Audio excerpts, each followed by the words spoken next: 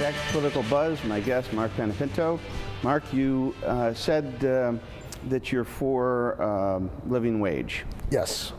Define for me what a living wage would be in your mind. Well, the living wage, there's been a number of studies out there. I believe it's $11.30 an hour is what the living wage would be in Western New York. And that's the minimum amount of money that's necessary to provide the basic necessities for a family of four. 2 adults and 2 children. And right now, the minimum wage in New York State doesn't come near addressing that. And so part of my campaign platform is I don't want to increase the minimum wage to some level of $8 or $9. I want to make it the minimum wage be a living wage. Well, what about businesses that are small mom and pop businesses that have a hard time today making payroll?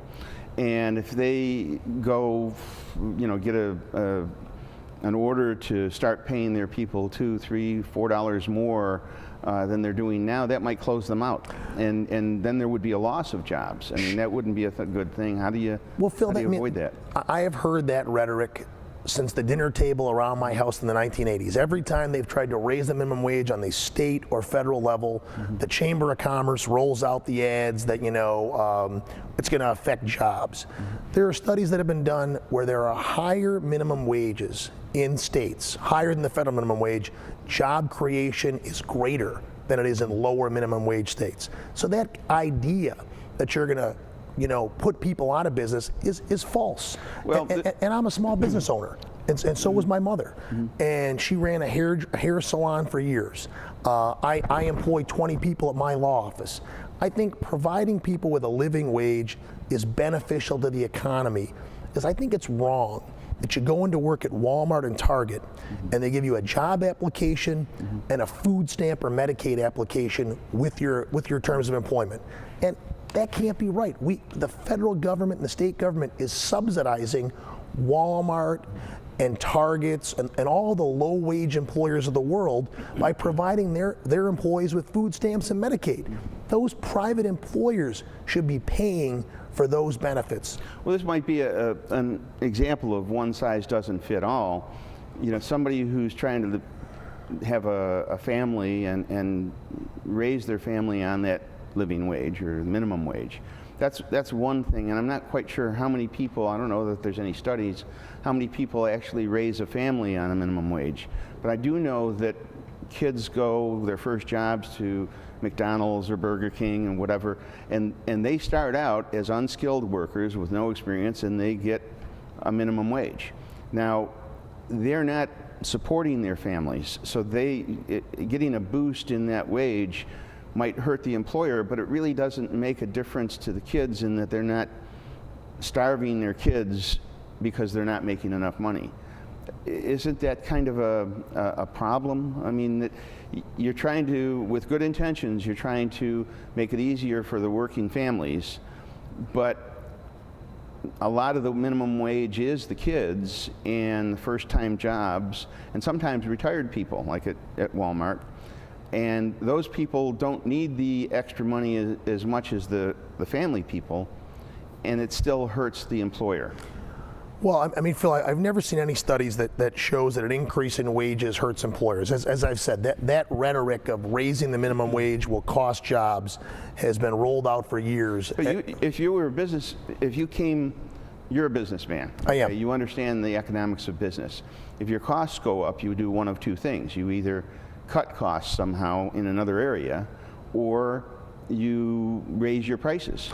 Okay, so the people who have to pay more for their employees, their prices are going to go up. Well, there's also a third option. You could choose to make less profit. And in this country, I'm not against capitalism. People should invest and make a living. But we have seen in the last 30 years, the top 1% of this economy has grown exponentially. It used to be that a CEO made 30 times what the average worker made. Now it's 430 times what the average worker makes. So, companies can choose, whether they're big or small, to make a little less profit if it can benefit working people that are helping them produce that profit. And I'm a business owner. I make a good living as a lawyer, and we pay our people well. We provide health insurance at my office. We provide vacation pay. We provide sick days. All of those things cost me money, but I'm willing to do those because I think if my workforce at my law office is more productive, if they are happy and they're not worried about health insurance, and if they've got time off, that when they're there for those 8 hours a day, they're much more productive. That's at least been my experience as a business owner. Okay. Well, one of the things that's come up is the governor has not gotten involved in this race. He's kind of torn between Grisani, who's the incumbent and has gone with him on several votes, and you as the Democrat. He phrased it as it's a difficult personal decision for him. And I certainly understand that. Governor Cuomo is focused on his reelection. That's the most important thing to him, as any candidate is. I'm very close with Kathy Hochul, the lieutenant governor, Sam Hoyt, who is the governor's point person locally. I come out of Sam Hoyt's political organization on the west side in the city of Buffalo. I was invited to the governor's groundbreaking at Solar City last week. I've been invited to every event the governor's had. The day after the primary, he acknowledged me when he was here having his rally in Buffalo. And I support the governor's Buffalo Billion. And I'm the only person in the race who will support the full Women's Equality Act, which is a priority for the governor. So the fact that the governor hasn't endorsed, I understand. He's worried about his candidacy, and we'll see how that plays out over the course of the next 5 weeks. Last week we had Mark Grisani on, and he has a lot of good answers for questions. He's experienced. He's been at this for a long time, and I asked him what made him a good candidate. Let's see if we have that tape.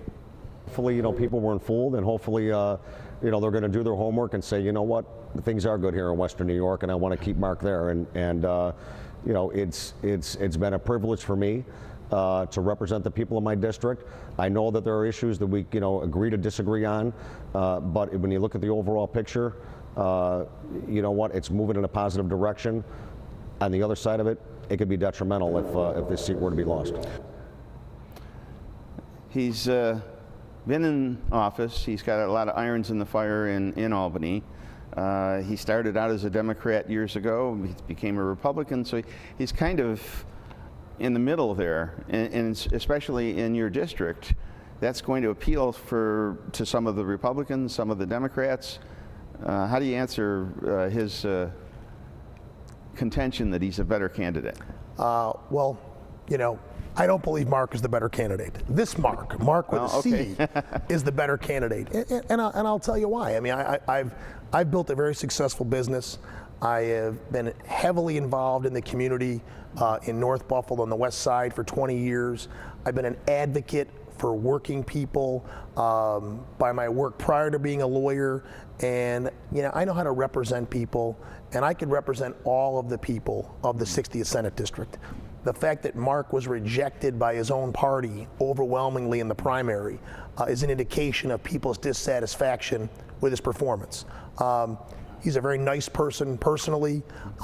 He actually texted me this morning, and we have an ongoing text chat.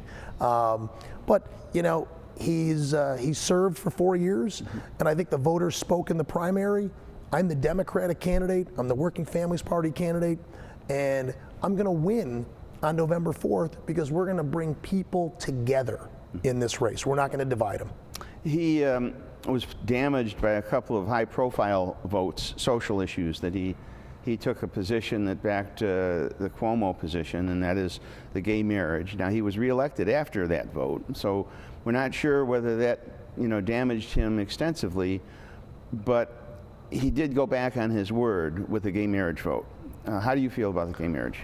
I support marriage equality, and if I was a state senator, I would have voted for marriage equality. I think that was the right vote. But would you have a problem defending or defining marriage as between a man and a woman, or between any two individuals? I think the way that the statute was passed is fine, and I believe that gay men or women have the right to vote, and that was a good vote. The problem that Mark Grisani has is he promised Right. church people all over the district that he would never vote for that legislation, and he went back on his word. Yep. And it was the same thing with the SAFE Act. You know, he told gun owners that he would support their position, and he went back on his word. So people can have an evolution of opinions as politicians, and people do. But you can't promise a constituency you're not going to vote for something and then change your mind and vote for it. Now, the SAFE Act is kind of, it crosses boundaries. It's not just Democrats, it's not just Republicans. Well, there are a lot of gun owners in New York State. There's a lot of gun owners nationally. The Second Amendment is very, very hotly supported. And yet Cuomo, and in my opinion, he rushed it through because of an emotional situation that occurred. And he used that emotional situation to throw something through that I don't know would have been approved otherwise. How do you feel about the SAFE Act? Well, I mean, the first thing I would say about the SAFE Act is I've been a gun owner for 20 years. I own a Mossberg 312 gauge shotgun. I bought that for home protection. I've got 3 daughters. I've lived in the city of Buffalo for 22 years, and that's the reason I have that gun.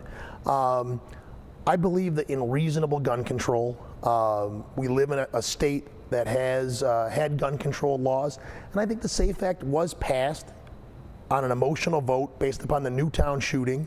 I'm a lawyer. I'm uncomfortable with the fact that, you know, the local federal district court found several parts of the SAFE Act unconstitutional. And I think it should have been done in a more deliberate fashion than ramrodded the way it was. The SAFE Act seemed to address problems that didn't exist. In other words, they talk about assault weapons, they talk about school shootings. The vast majority of gun owners, certainly gun owners that are going to obey the law, they don't have problems of going in and shooting up schools and so on. And you know, gang members and people who use guns illegally every day, they're not going to be affected by the SAFE Act. So basically it's putting restrictions on the people who are already honest. And that's one of the arguments. So I'm not going to get into a whole debate about that. Sure. I just wanted to get your position on it. The privatizing of schools. You're talking about charter schools. Is that what I'm understanding? No, I mean, I think charter schools are one aspect of it. The other aspect of the privatization is Pearson and these testing companies that are in support of the Common Core. Okay. We've got, you know, private corporations which are driving the over-testing and the homogenization of classroom activity for teachers. And, you know, public schools with public school teachers, a teacher should have the ability to teach and be creative in the classroom. And when we're over-testing students and we're trying to put them all in the same shoebox, we eliminate the creativity of teachers. I was a beneficiary when I went to public school in the town of Tonawanda. 5th and 6th grade, I had these 2 great teachers, Ms. Wooster and Mrs. Weber. And they had a Montessori approach to teaching, which was non-traditional. And my principal was Mike G. Lombardo, and he allowed these 2 teachers to be creative and to teach us in a non-traditional way, which really gave me a lust for learning throughout my life. And that's because they weren't forced to teach to the test like our teachers are having to do now. I just went home 2 days ago, and my daughter had her standardized tests there. She's a 8th grader at City Honors. She had her 7th grade standardized tests, and I talked about that with her. I said, what did you get out of these tests? And she said, nothing, Dad. I mean, it's all about trying to achieve a number so that we can, you know, leverage funding. Now that's from a pretty sophisticated 8th grader who we talk about these things with, but, you know, she shouldn't be worrying about getting a 3 or a 4 on a national standardized test so her school, you know, has a better performance nationally. She should be learning how to learn. Interesting subject matter. Shameless plug, we're going to have Robert Bennett on State Regent and talk about Common Core in the coming weeks. We're going to wrap it up for this segment. We'll be back right after this.